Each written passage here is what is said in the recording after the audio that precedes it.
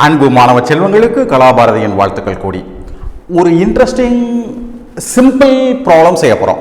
ப்ராப்ளத்தை பாருங்க. Which of the following has the highest number of significant figures?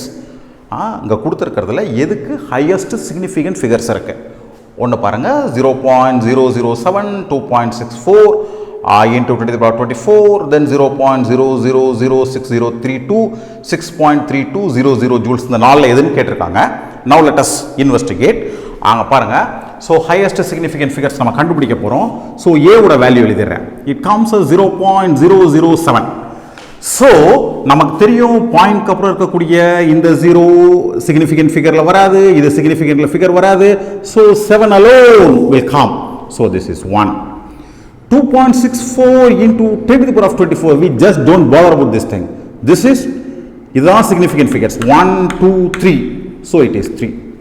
Now இங்கே பாருங்க, நமக்கு என்ன தெரியும், பாயிண்ட்க்கு அப்புறம் எவ்வளவு 0 வந்தாலும் ஒர்க் ஆகாது. ஸோ இது கிடையாது, இது கிடையாது, இது கிடையாது. So this comes as 1, 2, 3, 4. So this is 4. So this 4, this is 4. This thing you be cautious. இங்கே பாருங்க, 6.3200 6.32 கொடுத்தா அதுக்கு ஒரு அர்த்தம், 6.3200 அப்படின்னு கொடுத்தா அதுக்கு என்ன அர்த்தம் கேட்டீங்கன்னா, so this is the value measured.